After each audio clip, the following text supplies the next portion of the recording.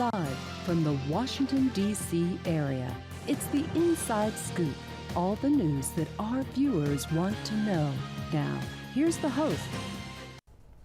Good evening. Welcome to the Inside Scoop. I'm your host, Lindsey Davis Stover. We have a great show tonight. We're going to be speaking with 4 candidates running for office whose name will be on the ballot in November. And our first candidate we're speaking with tonight is Juli Briskman. Juli's running for Supervisor in Loudoun County in the Algonkian district. Juli, thanks so much for being with us tonight. Well, thank you so much for having me. Absolutely. Yeah. Now, you famously flipped off the president.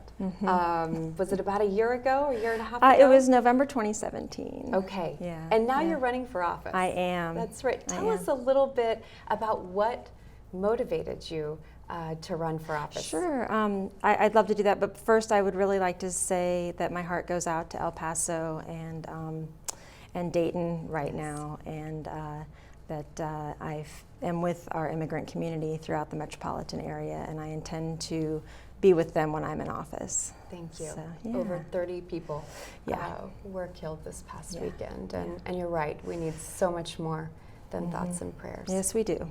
Yeah, votes and laws. Absolutely, we do. Thank you. Yeah. Thank you. So, so it was 2017 November. I was, out for a bike ride, and unbeknownst to me, my photograph was taken while I was flipping off the presidential motorcade and the occupant inside. Before that, I had, I've lived in Loudoun County for about 20 years. I'm a single mom with 2 teenagers, so just working and, keeping my head down and getting things done and running a household, raising 2 kids. Always served on the PTA. I serve on 2 committees at the high school right now. I'm a co-founder of a local running club, member of Galilee United Methodist Church. In 2015, I helped my friend Andy run for this very seat.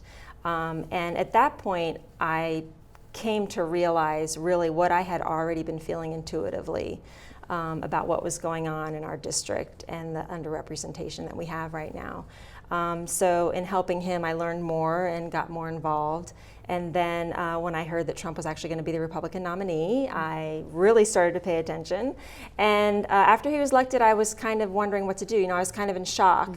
And then this incident happened. And I thought, well, okay, let's see what we can do. And I started talking to the Democratic Party. And I started I was asked to run actually by our chairwoman Phyllis Randall, and I had to think about it for a while. I wasn't sure. And I started volunteering for a lot of campaigns. Jennifer Wexton, I canvassed a lot for her, knocked doors, because I wanted to make sure I liked doing that. I wanted to make sure it was something that would be intrinsic to me. And I'm an extrovert, luckily, so it worked out well. That's great. So I really enjoyed it, and I helped in the primaries as well. And so now we're up and running and trying to unseat an incumbent in Algonkian district. That's fantastic. Yeah. So tell us a little bit about what's at stake in this election for your district and the surrounding areas. Oh, absolutely. What's at stake is actually our state of Virginia, and I say that in all seriousness because the road to flipping Virginia blue goes right through Loudoun County, right, and every single seat counts. We need to keep Kathleen Murphy there. We need to keep Senator Boysko there. We need to retain John Bell's seat, and all of them represent my district as well as Barbara Favola and David Reed. So those seats need to be retained, and also we have an opportunity to flip some seats in Loudoun County. And by flipping those seats, we could actually have the majority down in the General Assembly. And so all boats rise, right? And we are helping each other. I am carrying, Kathleen Murphy's lit every time I go out and knock doors and talking about how important it is not only to flip Loudoun County blue, but to flip the state blue. Absolutely. And tell us a little bit about your district in Loudoun County. Is there something about it that makes it particularly unique? I think a lot of things make it unique. Yeah. Like I said, I've lived there for about 20 years, so I definitely love my district. We start at the Fairfax County line on the eastern side, and we run just past GW University, and we're bordered to the north by the Potomac River. And so I have sort of a love affair with the Potomac River and the trails that run there. I spend a lot of time on those trails. My district is actually one of the older districts. It has the most people, me and Sperling will have the most people, very densely populated, but we have older infrastructure. Our schools are getting older and showing their age. Our roads are getting older and showing their age, so that's very unique in my district. And also we have shopping centers that actually are showing their age, and they really need attention, renovation, revitalization. Absolutely. Well, so your district is the eastern part of Loudoun County. So does it, do you share a border with, say, for instance, John Faust here in Fairfax? Yes. Great. Yes. Good. I want to make sure I viewers do. understand where that I share is. John Faust district. We have great. met actually a couple times, and we are very much looking forward to working together on cross-county issues. Absolutely. That's great. Yeah. So when you're elected to this particular position, what issues are you going to champion? What are going to be your priorities in office? My priorities are going to be fully funding our schools, and I say that what I really mean when I say that is funding what the schools need. We need to have a needs-based budgeting process in our county. Right now we have a budgeting process where the Board of Supervisors sets the tax rate and then tells the schools to budget to that. So there's a number of things not even getting in the school budget that our schools need. And especially in the eastern side of the county, we need more investment in our schools. Secondly, I want to make sure that we're supporting working women and that we're championing the ERA down in Richmond. Our county is only one of 2 counties in the entire Commonwealth that didn't support the ERA this year, and including my opponent voted against supporting it. In my district, 70% of the women over the age of 16 are part of the labor force. So I think they deserve a supervisor who will support equal pay for equal work. And then thirdly, we just passed our comprehensive plan for the county. So that's an overall land use plan. And the first priority when we get into office is going to be working on our unmet housing needs strategy. That's going to be part of that comprehensive plan. So there's going to be a lot of work on zoning and planning for the comprehensive plan. Now, to take you back to the first issue that you raised, fully funding our schools, I think a lot of people don't maybe realize that supervisors play such a key role in setting the budget, as you had mentioned. Talk a little bit about what programs in Loudoun County in particular that you feel like really need to be beefed up in the funding. Sure. Well, first of all, our teachers need to be paid. Okay, our teachers suffer a $184,000 pay gap compared to our neighboring districts. We now are on par with the starting salary with teachers in the metro area. But a $184,000 pay gap in a career is what they lose. And I have 2 teachers in my Boy Scout troop. One's from Fairfax and one's from Loudoun. And teaches in Fairfax and one teaches in Loudoun. They both live in Loudoun. And the one that teaches in Fairfax just said the other day, every year I look, and every year I can't come into Loudoun to teach because I get a $10,000 pay cut. Wow. Right, she would get a $10,000 pay cut. Yeah. So she lives in Loudoun, works in Fairfax. Yes, as a teacher in Fairfax. Wow. And we have a number of teachers that are teaching in Fairfax. And we have so many teachers that actually live in West Virginia. My son's math teacher lives in West Virginia because she can't afford to live in Loudoun County. So that kind of ties into the unmet housing need issue as well. But the other thing we really need to work on in our schools, equity and parity, of course, always, and supporting our LGBTQ community, which this board voted against. Yes. But we have an issue with suicide in our county, as many counties do with the teen suicide rate, and we need to make sure that we have the mental health professionals in our school system. So that would be something that I would really work closely with our Chair Phyllis Randall on that. Yeah. That's incredible. That's an issue that people don't always talk about. Right. And it's such an important issue. And to be able to give teenagers and students the tools they need to work through any issues is incredibly important. Yeah, and funding our schools will also give them the resources, right, that the teachers will get their resources they need to serve the students. Another thing I'd like to work on in our schools when I talk about equity and parity is the after-school activities, sports. Our county, you have to pay a fee every quarter that your child wants to play a sport. So for example, I pay a fee for my daughter to play field hockey in the fall. I pay a fee for her to swim in the winter. It didn't used to be that way in Loudoun County, and has been that way for the last 8 years. I don't think that's fair. I think that every student should have the opportunity to participate in sports, and it doesn't have to be sports. They might want to do theater, they might want to do DECA, They might want to do some sort of an engineering after-school program. Whatever that is, I think it should be funded. And I'll tell you a story about that. My daughter plays field hockey, as I mentioned. Yes. Last year, we went to play a neighboring Loudoun County school, and the team walked onto the field, and they didn't have the backpacks, and the team was very, very small, and they looked ill-equipped.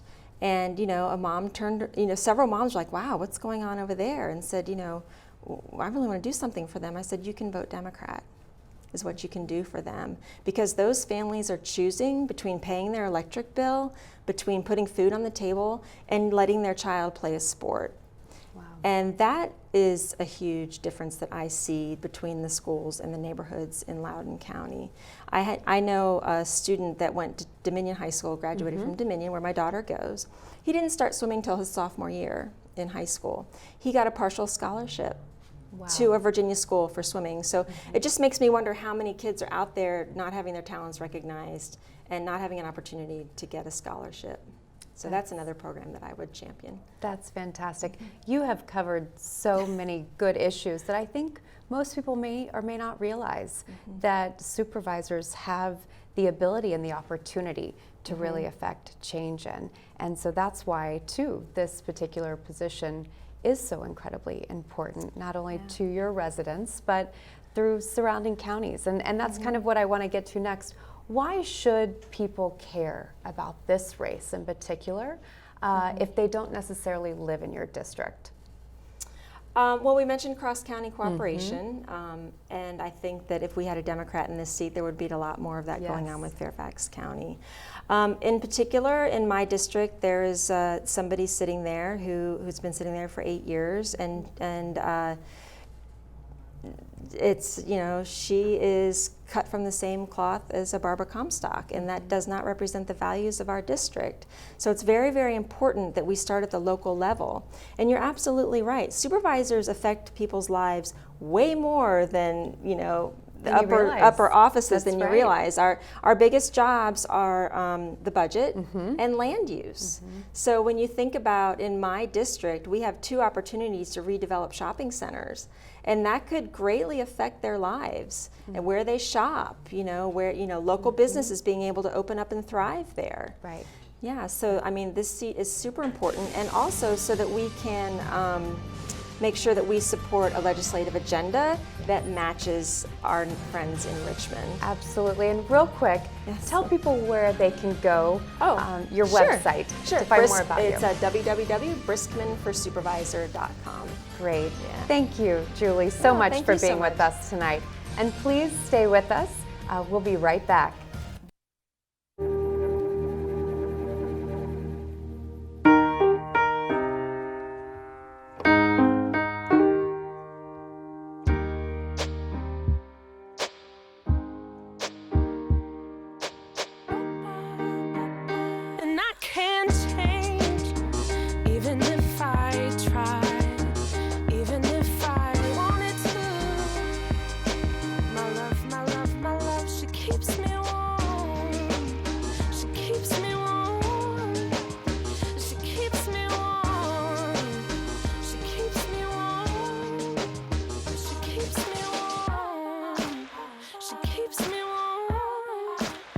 We are neighbors and best friends. I love my sister. My heart doesn't see race. Love is love. Our family is no less than any other family.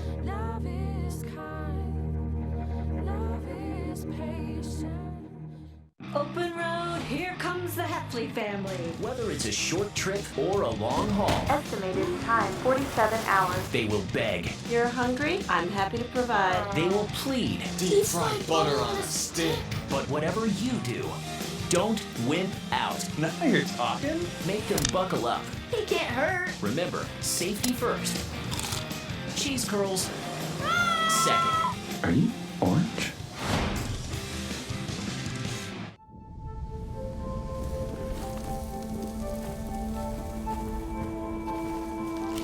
Eva Marie smoked 12,000 packs of cigarettes over 15 years.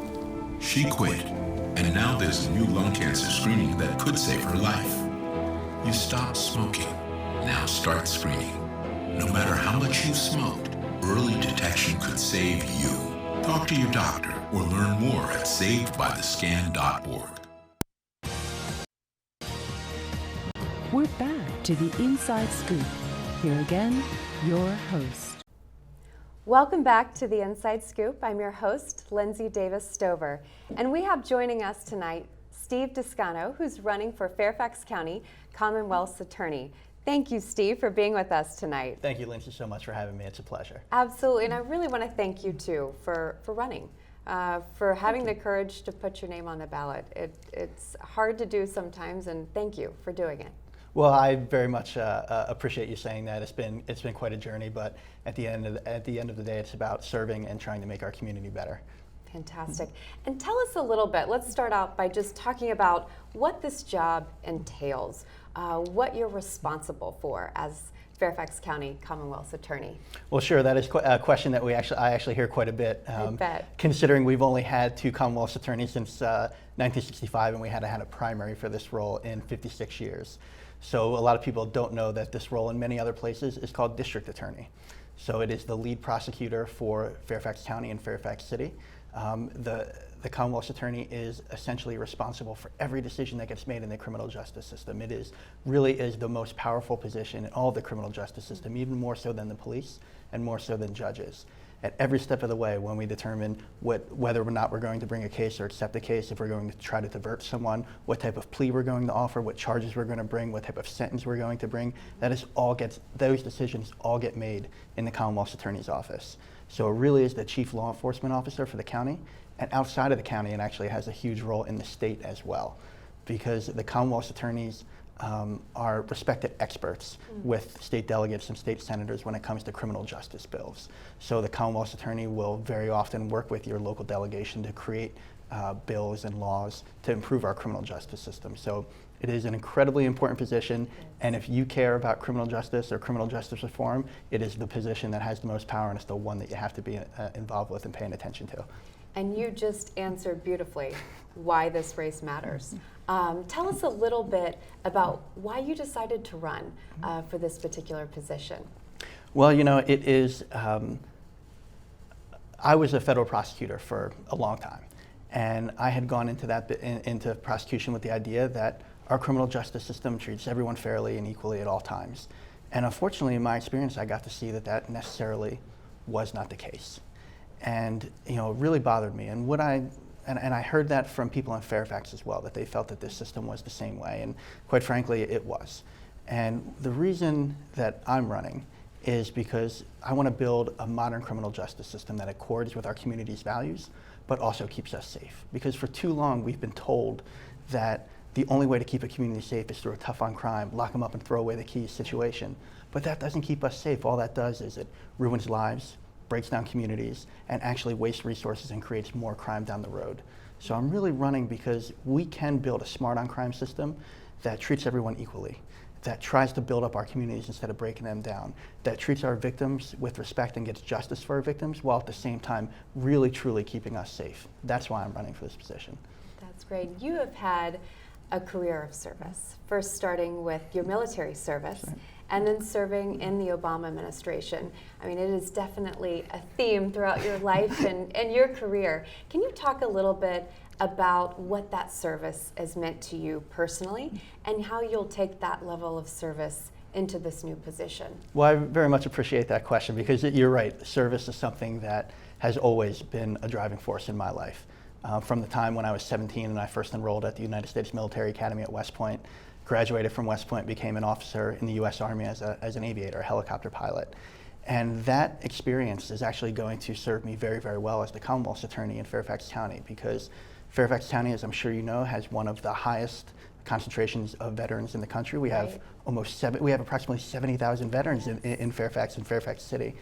And one of the things that the criminal justice system has tried to do recently is create a veterans docket, which is meant to serve these individuals who have given us so much. And what it is, it's a recognition that these individuals, they've given us so much, but they've come back from war zones with things like PTSD, and they present in mental illness, or they present with some sort of drug addiction. And the veterans docket is a way to say that we're going to recognize your service and we're not going to view you as disposable and we're going to try to help you. And that is a great program that can help so many people. Unfortunately, right now, our Commonwealth's attorney does not really support that program. And as a matter of fact, there is less than 12 people in that program in this huge county. It could be doing so much more. So as a veteran, I know from experience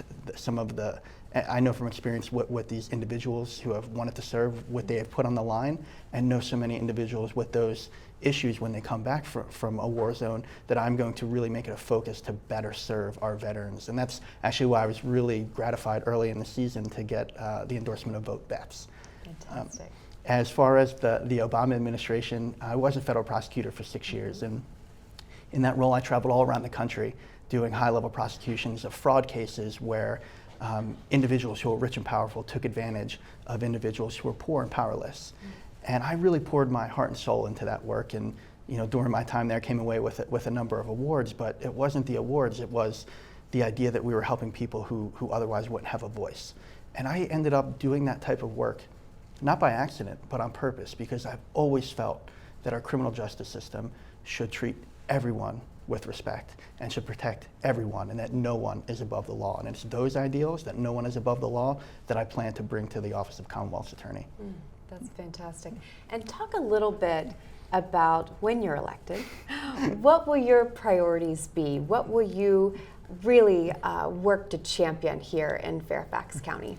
Well, I appreciate your optimism, Lindsay. That's very, very kind of you. But thinking optimistically, my focus is really going to be to build this system that accords with our community values. And I like to focus on 3 values. The first one is the idea of community. We should not forget that the criminal justice system is the public's criminal justice system, and we need to take that seriously. So I want to build a system that is completely transparent, that invites the community in. And not only that, so we hear people, but we're going to create data and make it publicly available so the public knows exactly what we're up to. They know what plans we are trying to follow to make things better, and they'll be able to hold us accountable to make sure we're getting the job done. The second thing is equality, right? We want to make sure that we have a criminal justice system that treats everyone equally, regardless of the color of your skin, how much money you make, or where you live. And to do that, we're going to focus on things like getting rid of cash bail, which is a system that doesn't keep us any safer.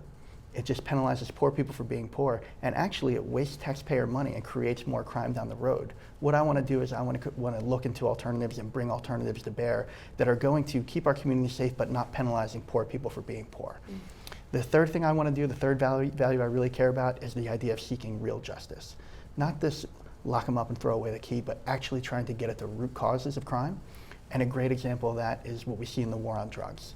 Right now, the war on drugs takes a look at people who may have drug addiction and sees them as disposable and throw them away and don't give them help. Well, that doesn't do anybody any good. Right. What we really need to be doing is we need to be making an investment in people and trying to get those individuals help. And if we're able to do that, we'll help those individuals, we'll help their families, we'll help their communities. They will go on and be active members of our community, and we will take those resources that we would have otherwise wasted, put them towards crimes that actually make us less safe and get justice for the victims of real crime that we need to be focusing on. Those are the priorities I want to bring to the office. That's great. Now, what is one thing you'd like to change? I know you have really laid out wonderfully your priorities and how important they are and why those matter so much. But is there something in particular right now that you just would like to change to make sure we get it right moving forward? Well, I think that's a great question. I will tell you there is more than simply one thing. Sure. I've actually on my website, stevedescano.com, I've written a 20-page plan with about 75 footnotes about the explicit reforms that need to be made in Fairfax County. But the thing that I really want to focus on is, and we talked about it a moment ago, that ending that war on drugs. Because we have a situation in Fairfax, just like we have everywhere else, all throughout Virginia and all throughout the country, where drugs, particularly the opioid crisis, is rampant. And the old approaches simply have not worked. If you take a look at the numbers, drug arrests in Fairfax County continue to climb. And what that really says to me is we need a different approach. We need to realize that individuals who present with drug issues, they are sick and they need our help. We're never going to be able to arrest our way out of drug addiction. So what I want to do is I want to work with my office and work with the courts, work with the board of supervisors, work with stakeholders all around to create more avenues for diversion, to divert these individuals out of the criminal justice system and into the type of treatment with wraparound services that will allow these people not only to to beat their drug addiction, but to get past that and not have the type of criminal record that is going to keep them from getting an education or renting an apartment or getting a good job. Because if we don't do that second piece, what's going to happen is we'll be pushing individuals back into drug addiction and back into crime because they don't have opportunity. It's focusing and changing the way that we treat that part of our criminal justice system that I think is job one, and what we really need in Fairfax County if we're going to progress to where we should be. Right, and you have been working so hard. I see you everywhere. Talk a little bit about what it's been like connecting with your future constituents, and is there anything in particular you've learned along the way in connecting with people here in Fairfax County that you'll take with you no matter what? Well, that's a great question. I will tell you that as difficult as it is to run for office, the real joy of it is connecting with constituents and talking to people on the doors and getting to hear these stories. And I will tell you that because we had only had 2 Commonwealth attorneys since 1965, we hadn't had a primary since 56 years. People got very, very excited because they quickly understood that right now, this moment, 2019, is the first time that we've had in many, many generations to update our criminal justice system, to move forward and to actually make sure it reflects our community's values. And in the course of conversations about that, the thing that I heard over and over again that I will always take with me are, it doesn't matter which part of the county you're from, it doesn't matter how much money somebody has or what their job is, almost every single person has had someone who has been touched by the criminal justice system, whether it's as a victim, whether it's as someone who offended, or in most cases, they know a family or friend who is addicted to drugs and has come in the criminal justice system in that way. And what that shows me is that, this is bigger than what happens in the 4 walls of the courthouse. Yeah. This really does impact our community, and our community and our criminal justice system are intimately intertwined. And if our criminal justice system is not being run with the same values as our community, we will never get to where we want to go as the vibrant, diverse, welcoming Fairfax County that I think we all want to live in. Right, and you said before, we'll never be able to lift up the futures of so many students that are struggling right now. So thank you for doing that. Now, I know we have viewers here in Fairfax County, but we also have viewers all over Virginia. You mentioned your website a little bit before. Yes. Can you restate your website and then also talk about where people can follow you on Facebook and Twitter if they want to find out more information about you? That's great. Well, you can go to my website, stevedescano.com. On Facebook and Twitter, they can follow me at Steve Descano. It's all very simple. And I encourage everyone to do that. Follow, get involved with the campaign, and see what's going on. I'd love to get everybody all for November today. Sounds great. Well, thank you so much, Steve, for being with us tonight. Please stay with us. We're going to a short break, but we'll be right back. This is the story of a boy who is very sensitive to lights and sounds. So he built secret hiding places where nothing could get in. The boy didn't like looking people in the eye. It made him feel uncomfortable. One day, he found out he had something called autism. His family got him help, and slowly, he learned how to live with it better. Early intervention can make a lifetime of difference. Learn the signs at autismspeaks.org. What do you think you're doing, Kevin? Was just gonna drive home. There are several warning signs present that you shouldn't be driving. Like hearing voices? Like your text-to-emoji ratio? Oh man, the selfies. Selfie, nailed it. We all have warning signs that let us know that we're probably not okay to drive. Mine is pretending to be your subconscious. Craig, come on man, let's put a ride home.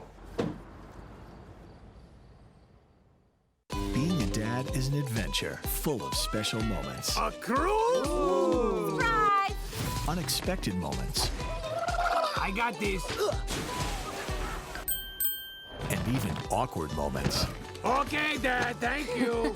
But every moment you spend with your kids, even the smallest moments, can make the biggest impact on your child's life. So take a moment to be a dad today. So, I'm kind of new here, but I've noticed a trend. My human does this funny thing where she goes around and gets all my toys, and then she hides them in that basket by the door. But it's always the same basket, and it's always in the same place. And then she acts so surprised when I find them, but, you know, she's putting them in the same basket. Again. It's like, hello, that's where you put it last time. You were the worst at hide and go seek.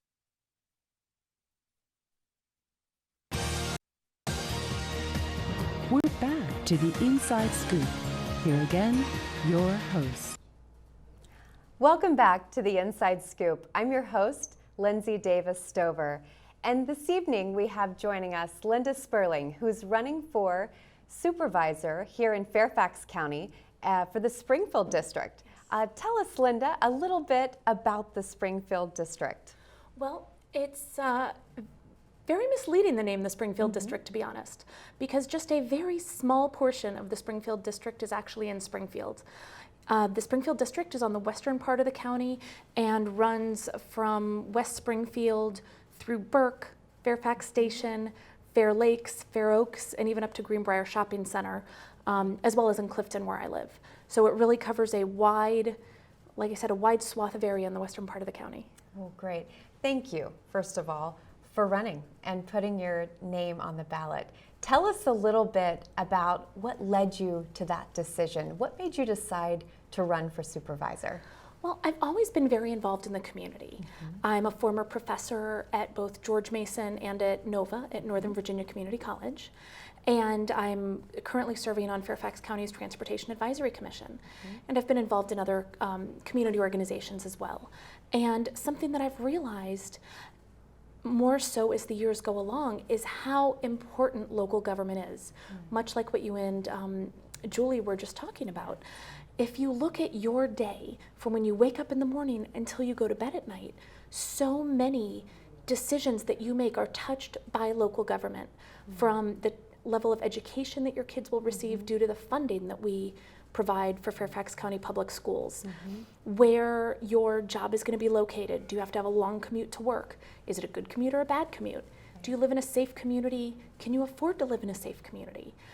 Even down to the hours that libraries are open and whether there are restaurants located near where you live or far away. These are all decisions that are determined by the actions and priorities that are set by the Board of Supervisors. And because of the importance of everything that the Board of Supervisors does, I feel very strongly the reason I'm running is because we, the residents of the Spriingfield District, should have an advocate on the board, someone who knows the concerns and listens to the needs of district residents and then really advocates for us on the county level. And so that's what I'm running for, is to be that advocate for the Spriingfield District. That's fantastic. Well, again, thank you for running. It is such an important time. Tell us a little bit about what's at stake right now in this election. Well, the Fairfax County has obviously changed a lot in the past decade, and the Spriingfield District has changed a lot as well. We have a lot of turnover in communities as far as families that have been here, original owners of homes, for instance. They've raised their children, they've moved out, new owners, young families have moved in. And so the priorities of the district have changed, the demographics of the district have changed, much like Fairfax County. The county's demographics have changed tremendously, again, in the past decade. And I am running in a district that is traditionally a Republican stronghold. There has not been a Democrat representing the Spriingfield District since 1972. And a Democrat has not even run in the Spriingfield District since 2007. So this really is a great opportunity to, turn the Spriingfield District from a, reliably red district, as it's been called in the past, to, a district that is represented by a Democrat and someone who represents democratic values. That's great. Now tell us a little bit, when you're elected, what issues are you going to champion? What are you going to make your top priorities once you take this position?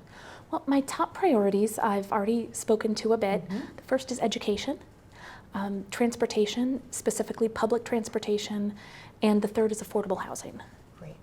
Now, when you talk about transportation, do a lot of residents in your district, do they commute outside of the district to work and back, or tell us a little bit about what that looks like? Well, a lot of people that live in the district do commute to DC, to Alexandria, Arlington, Tysons, Reston. But unfortunately, As you know, as a fellow Fairfax County resident, we have terrible traffic congestion.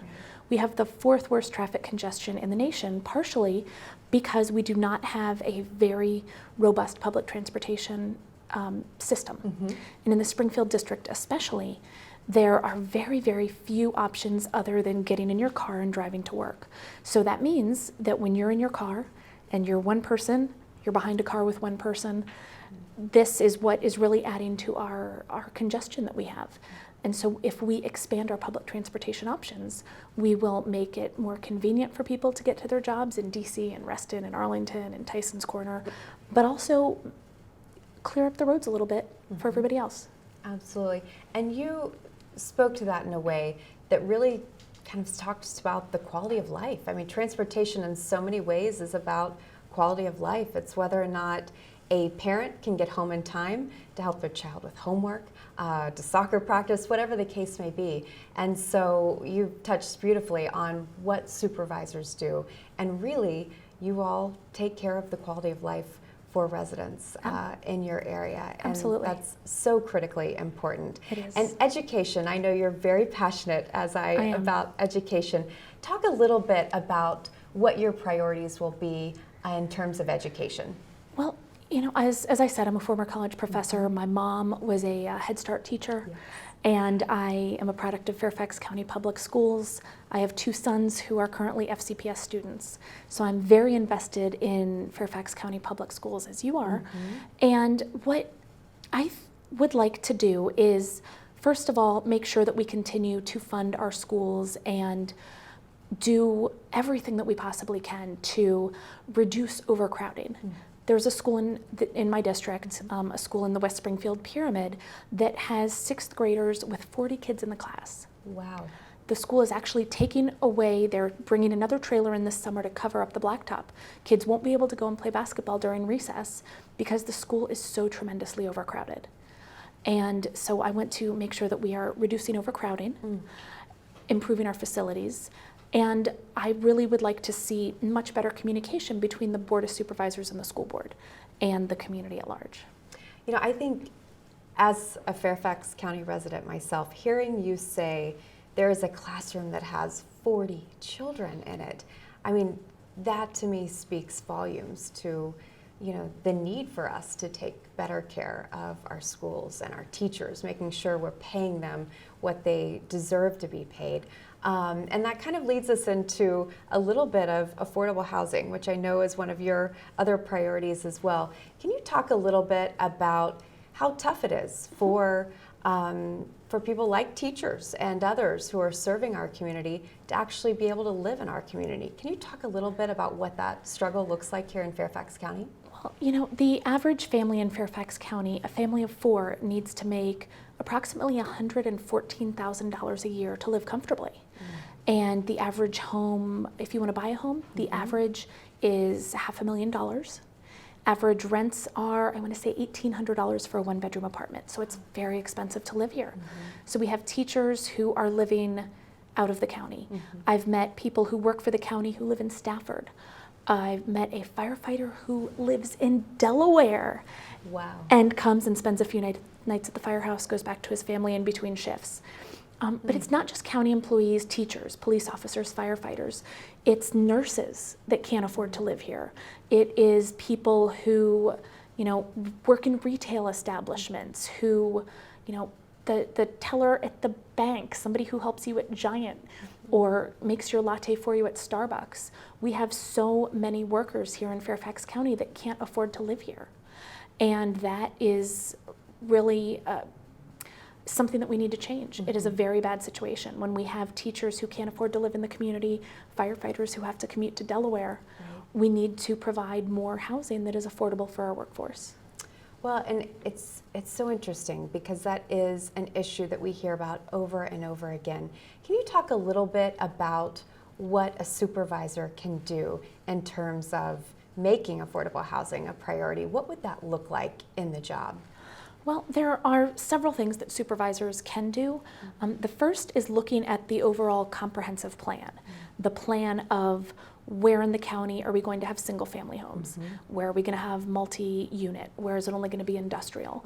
And currently about 83% of the county is zoned for single family homes. So that's where some of the problem comes. That's where some of the problem comes from. So supervisors can work to have the comprehensive plan changed, but then also work with developers to incent them to build more affordable units when they are building new developments. Well, and I know you and I have talked about before how difficult it can be for those that are retiring to find a home here in Fairfax County that they can live in and age with dignity. Can you talk a little bit about that? Because it is a very tough situation in terms of folks being able to afford a home here, but also one that they can grow old in dignity. You know, that's an issue that's very personal for me because my mom lives with us. She moved in with us a few years ago because she was not able to afford to live on her own anymore. And it's wonderful. My sons love having her there. She's very helpful with the household. However, because she's in her early 80s, her in-law suite is in the basement. There's a flight of stairs, and it is hard for her to climb up and down the stairs more than once or twice a day.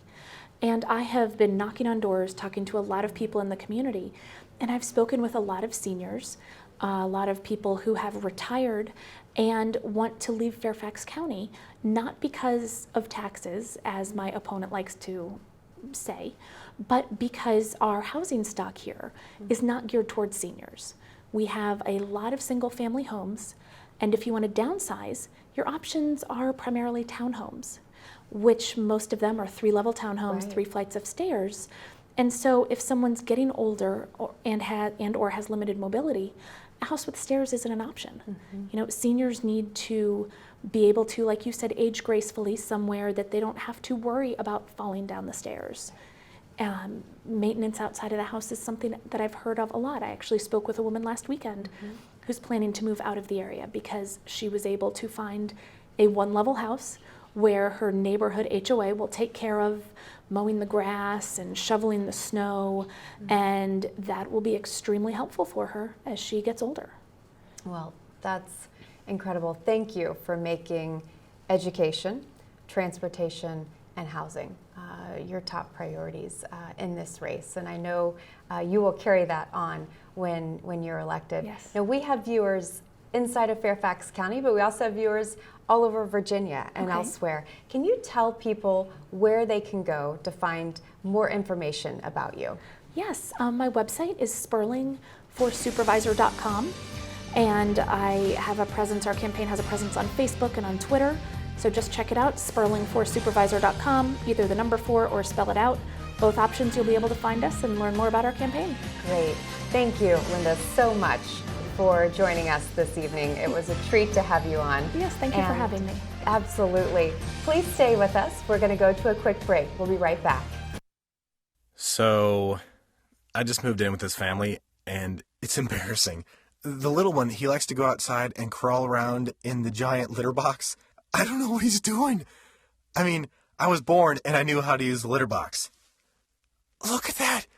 That's disgusting. Oh, poop already. You're making me nervous. Oh, okay, I can't look at this anymore. I really hope he grows out of this, for his sake. So how was work? It was 1,300 hours. My math class from 302 was in the trenches. Davy Roth had it the worst. Fractions were coming at him left and right. He just didn't get the damn things. 2 days ago, I tried to teach him what 1/4 of 1/2 was using different sizes of blocks. Yesterday, I tried again by dividing up pizza. Both missions failed. Oh no. But today, I was ready. I created a combat math game where the only way to beat the enemy is to out-fraction them. Davy conquered every last denominator. My game was so successful, the principal is deploying it to math squadrons all over the school. Anywho, how was your day? Oh, today my boss treated the office to salad wraps. Salad wraps. I know. 150 over 90. 180 over 111. 160 over 110. I had a stroke. This is what high blood pressure looks like. You might not feel its symptoms, but the results from a stroke are far from invisible or silent. If you've come off your treatment plan, get back on it, or talk with your doctor to create an exercise, diet, and medication plan that works for you. Go to loweryourhbp.org. If I would have followed a treatment plan, I would not be in this situation.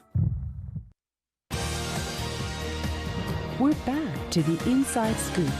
Here again, your host. Welcome back to the Inside Scoop. I'm your host, Lindsey Davis Stover. And our final segment tonight, I am thrilled to have with us Abrar Omeish, who is running for at-large member of the Fairfax County School Board. Yes, thank you so much for being with us tonight. It's a pleasure to be here. Thanks for having me. Well, tell us a little bit about what an at-large member does. Do you represent the entire county, or how does that work? Yeah, so we actually do. Historically, the position was created to represent communities that otherwise weren't represented on the school board. And I'm really excited by the fact that it is representing the entire jurisdiction. So, regardless of the number of voters, we have all 1.2 million people in this community. And it's a thrill to have a job like that, particularly because you get to look out after the interests of everyone. So while certain school board members will focus on a district, visit schools more closely, which is an incredibly important role, you get to look at the county holistically. So how do we serve the needs of all students, regardless of where they are, and ensure that they're succeeding and that they have the resources they need? That's incredible, which also speaks to why this particular position is so important this year. And talk to us a little bit about what you think's at stake here in this particular election. Yeah, no, I mean, I'll mention two particular points, but local races are incredibly important. We take them for granted. Right. This is an off year election. So, while everyone's paying attention to 2020, we can't forget that this November we're going to be making some key decisions for this county. When it comes to our schools, we have to remember that we're essentially making the choices for how we're going to raise and instill values in our next generation, right? So when we think about policy issues all the way from the global level to the local level, this is our opportunity to make that mark here in our county, in our day-to-day lives. So that's one key aspect of it is an investment in the future. And the second is really our obligation to be witnesses for what we see happening here in our communities. So when we envision better, when we think of issues as big as and abstract as equity and justice, this is our chance, but through a vote, to make that statement and to be witnesses for what we believe to be the values that represent this community. That's fantastic. I am thrilled you're running. Thank you. Tell us a little bit about how you came to that decision. What made you decide this is the year and this is the position that I'd like to run for? Absolutely. So I grew up in a home that has always emphasized service. I was luckier and had parents who were able to provide whatever I needed growing up. But I keenly remember how they ensured that I knew that I did nothing necessarily to deserve or earn what I had of blessings. And so the importance of always giving back and growing up in Girl Scout troops and doing all that kind of thing, that gave me an eye when I was going through the school system, growing up here and going through our public schools, and seeing that there were, in fact, many disparities. Kids who weren't able to succeed because they couldn't afford tutoring services or whose families couldn't be as engaged and as active in their success. Those were all things that I noticed growing up in the schools and kept with me, and it involved me later to start an organization, and which I talked about actually on this show several episodes ago, and ended up involved in advisory committees and whatnot, which opened my eyes to the opportunity and the potential that exists in being more proactive, in providing more resources, and kind of lending a hand and being a bridge to communities that don't even realize something like the school board exists and is there to serve them. So that's part of the importance of the challenges that we're facing, and then in lending an ear to the community, hearing some of the issues that are out there that we can do so much better on. When mental health, for example, something students are deeply affected by. Right. Those things are all inspiring to me to think about what changes can happen. And finally, when you think of education, to the point I made earlier, the great equalizer is how a lot of people refer to Sure. it. When we claim to live in a meritocracy, when we claim to want to, be proud of the fact that America is a society where the American dream exists, and we all know, for some and hopefully for all, that's where we start. That's where we begin to facilitate and actualize those values that inspire us about our nation, right here in Fairfax County, locally, ensuring that kids at the most basic level have an equal chance at education. Because once they have that and are able to achieve high, lengths in that, that's the starting point for becoming productive and hopefully, engaged and fulfilled citizens. Yes. So. And you just touched on it briefly, the advisory boards and the organizations you've started. Tell us a little bit about that experience, because I do think it's so relevant to the position that you're running for. Absolutely. So, we started this organization, GIVE. It was co-founder and I, by, as I mentioned, seeing some of these disparities, right? So how, as a kid growing up, whether it was guilt or just a sense of morality, seeing that resources were a barrier for the potential that these children had, right? When you look into those bright eyes of a kid, Yes. knowing that money is a reason why they can't attain, the high lengths that they can get to. So we started this organization. It really started with a weekend tutoring program. A group of friends and I would get together and just tutor these kids. And it expanded, and now we have 20 locations across the county providing free tutoring. It's been running for 10 years, having served thousands of families who speak over 60 languages of the county's many beautiful languages. So that's been a passion project. We're talking It's incredible. Supermarket bake sales, putting money in a shoebox Yes. as middle school students, just collecting. And now it's come to be what it is. And eventually, as I mentioned, serving in the Advanced Academics Committee and the Student Discipline Committee, and even the Superintendent Selection Committee, which again further opened my eyes as to who's not at that table. Because I grew up in a community where it was incredibly diverse, and there were people who were immigrants and people who didn't speak English well, and folks who had all sorts of need and whatnot. But to enter some of these spaces and just realize, my God, how many barriers are there, right, to entry, to just basic access to those who are elected to serve us, not even knowing what a school board is, let alone realizing that they're entitled to access those kinds of things. That's where it really opened my eyes to some of that work. And I can go on, but it facilitated opportunities for me to end up at Yale, which is why I also want to fight for academic rigor and ensure that we're providing the best competitive opportunities for our kids.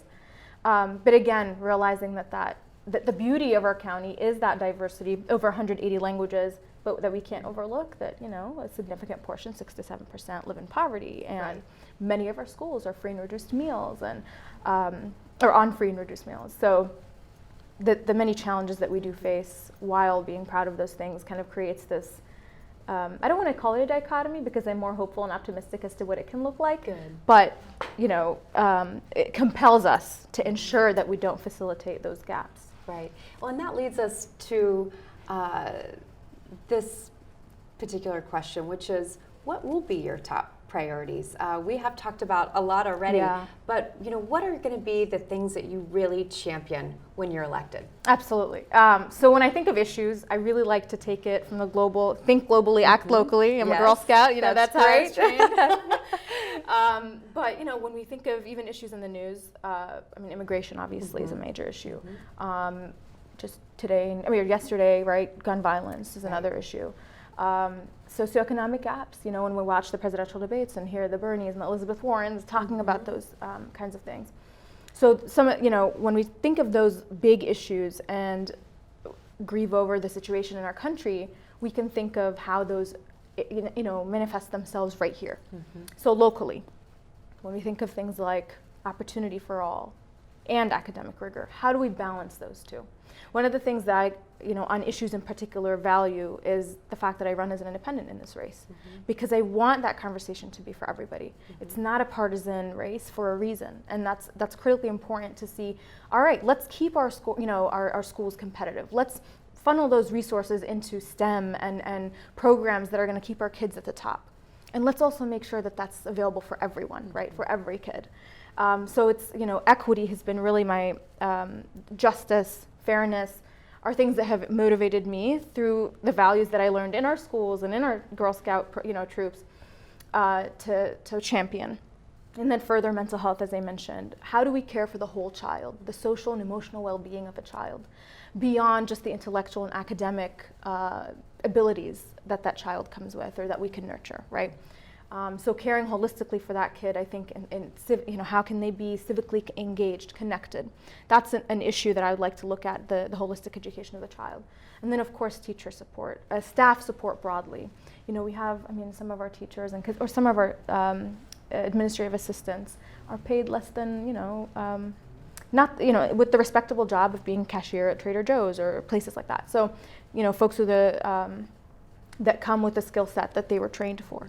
So those are things that I definitely want to bridge the gap on and look to see how perhaps we can even go beyond market value and really challenge the trend and be trendsetters when it comes to things like supporting our staff, from the janitor and the bus driver to the principal and the teacher, ensuring that everyone feels supported, loved, that community schools model that we dreamt about and that our country kind of was established to set up lives on and is actualized. So, well, in Fairfax County is known nationwide for having one of the very best school systems in the entire country. Absolutely.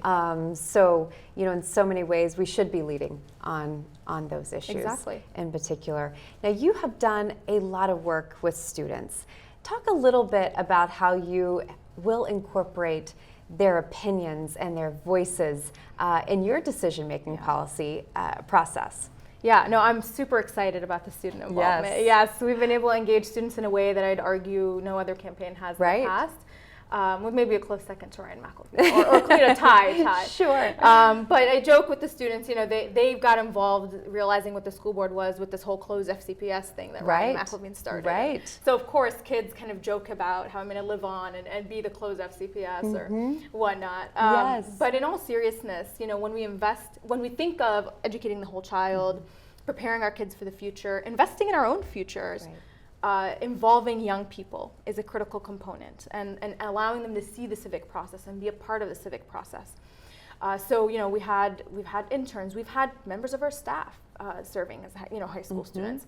High school students have shadowed me everywhere and have been speaking on my behalf, because that's exactly what it's about. I wish I could have had a political race when I was in high school that invested in me in that way, and I think it would have been precisely. And we underestimate the talent that they bring forth, right? And that would have been precisely what could have prepared me to understand what it takes and to be civically engaged in a way that I wouldn't have imagined before. And it touches upon the brand of accessibility that I want to have and transparency in this race. So, the kids having access to my cell phone number, calling me up when there's an issue they care about, and they bring really key things. I'll give you an example. Trisha is one of our interns. She started off just being an excited shadow. She came and spoke on my behalf 3 times. I would hear feedback from the people who saw her speak many times for improvement, all those kinds of things that have been really inspirational to me. And so, just continuing on, setting a standard for integrity, for what character can look like in service, and being accessible to everyone and anyone. Great. So. Quickly, what is your website so people can learn more about you? AbrarOmeish.com. I encourage you to reach out, be in touch. I'd love to meet you or your community. Thank you for being with us tonight. Thanks for having me.